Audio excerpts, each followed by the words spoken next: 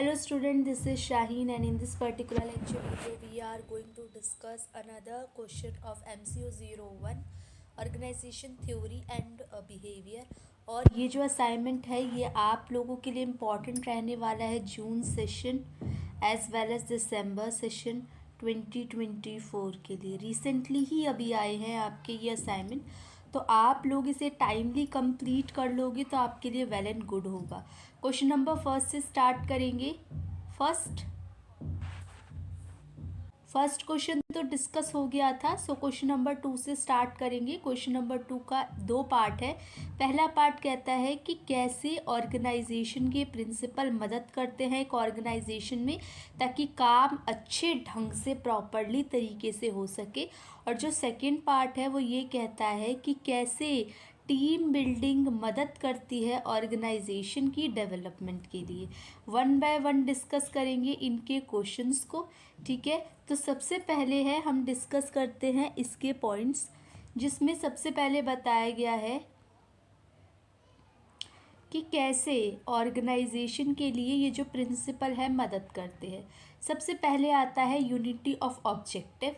Unity of objective का मतलब होता है एक गोल होना चाहिए, एक ऑब्जेक्टिव होना चाहिए और उसको कोशिश करनी चाहिए इजीली अचीव करने की। सेकंड क्वेश्चन कहता है डिवीजन ऑफ वर्क। वर्क को छोटे छोटे पार्ट में बांट दो ताकि हर पर्सन जो भी काम करे रिपीटेडली बेसिस पे उसको एक आदत पड़ जाए और वो उसमें स्पेशलाइज्ड हो जाए। आपको जॉब की डेफिनेशन पता होनी चाहिए, मेरी रिस्पॉन्सिबिलिटी, मेरी क्या ड्यूटी है, मुझे किससे ऑर्डर्स लेने हैं, मुझे किसको रिपोर्ट देनी है, सब कुछ एक जॉब में डिफाइन होना चाहिए। Separation of line and staff function, आप अलग अलग कैटेगरी बनाओगे, लाइन फंक्शन की अलग कैटेगरी और स्टाफ फंक्शन की अलग कैटेगरी। लाइन फंक्शंस वो होते हैं जो मदद करते हैं कंपनी के मेन ऑब्जेक्टिव में, और जो लाइन फंक्शंस होते हैं वो स्टाफ की एक्टिविटीज़ से अलग होते हैं। चेन ऑफ कमांड और स्केलर प्रिंसिपल क्या कहता है? चेन ऑफ कमांड कहता है कि बॉटम टॉप लेवल से लेके बॉटम लेवल के हर एक ऑब्जेक्टिव क्लियरली डिफाइन होने चाहिए और आपकी अथॉरिटी जो है वो क्लियरली मेंशन होनी चाहिए, ठीक है। उसके बाद parity of authority and responsibility of principle of correspondence क्या कहता है कि जो रिस्पॉन्सिबिलिटी है वो हर एक एम्प्लॉय को अपनी पता होनी चाहिए कि आपको किससे पावर्स लेनी है, किन किन चीज़ों के लिए आप रिस्पॉन्सिबल हो और whom you are accountable for, ठीक है। Next one is unity of command. Unity of command क्या कहती है कि आपको कंफ्यूज नहीं होना, आपका एक ही बॉस होना चाहिए, उन्हीं से आपको डायरेक्शन मिलनी चाहिए। यूनिटी ऑफ डायरेक्शन मतलब एक ही ऑब्जेक्टिव को अचीव करने के लिए आप कोशिश करोगे। एक्सेप्शन प्रिंसिपल क्या कहती है? ये कहता है states that high level of manager should attend to exceptional matter only. जो हायर लेवल होंगे उनको सिर्फ अलग टाइप का काम दिया जाएगा और पॉलिसी, जैसे पॉलिसी बनाना है, और जो आपका लोअर लेवल के मैनेजर्स हैं उनको रूटीन बेसिस का काम दिया जाएगा। स्पैन ऑफ सुपरविजन का मतलब है कि ऐसा नहीं है कि आपको केवल और केवल डायरेक्ट और कंट्रोल के लिए, it refers to number of person that a manager और सुपरवाइजर कैन डायरेक्ट और कंट्रोल। हर एक मैनेजर को अपनी रिस्पॉन्सिबिलिटी वगैरह पता होगी। Number of person is dependent on nature of job. जो जितने भी पर्सन हैं वो अपनी जॉब के लिए डिफाइन होंगे, डिपेंडेंट होंगे, ठीक है। और आपको बैलेंस भी करके चलना है, इनके बीच में बैलेंस भी पर करके चलना है। Next one is communication. आपको इफ़ेक्टिवली कम्युनिकेट करना है लोगों से ताकि काम और स्मूथली रन हो सके। फ्लेक्सिबिलिटी, फ्लेक्सिबिलिटी का ऐसा मतलब है कि आपको अपने काम के प्रति बहुत फ्लेक्सिबल रहना है। काम में चेंजेस अगर आए, टेक्नोलॉजी न्यू आए तो आपको उसको इम्प्लीमेंट करना है। कंटिन्यूटी का क्या मतलब है? कंटिन्यूस बेसिस पे ये चलता रहेगा ताकि आपकी जो एक तरीके से सर्वाइवल, प्रॉपरली सर्वाइवल होता रहे, ठीक है। तो that is all about smoothening. इसके अंदर से आपको जितने पॉइंट्स इंपॉर्टेंट लग रहे हैं उतने पॉइंट्स आप लिख सकते हो। ये अराउंड आपके 1 पेज 2 पेज, ठीक है, 2 पेज है। ये पब्लिक सेक्टर एंटरप्राइज आपको नोट नहीं करना, ठीक है, ये वाला नोट नहीं करना, यहाँ तक है। तो जितना आपको लगे आपके हिसाब से, मेरे हिसाब से एटलीस्ट 10 पॉइंट्स होने चाहिए, 10 मार्क्स का है। तो नेक्स्ट वाला जो क्वेश्चन है वो भी हम, सेकेंड पार्ट है वो ये कहता है कि कैसे टीम बिल्डिंग मदद करेगी।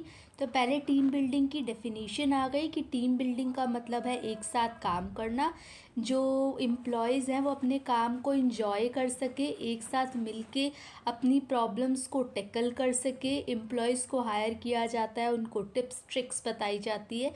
और यहाँ पे टीम बिल्डिंग क्यों ज़रूरी है ये इम्पॉर्टेंट आ जाता है, क्योंकि टीम बिल्डिंग से आपका ट्रस्ट डेवलप होता है, लोगों के बीच में एक भरोसा होता है कि हाँ हम इस तरीके से काम कर सकते हैं, हम कोऑपरेट करके काम कर सकते हैं, अपने डिसीजंस को ऐसे ले सकते हैं।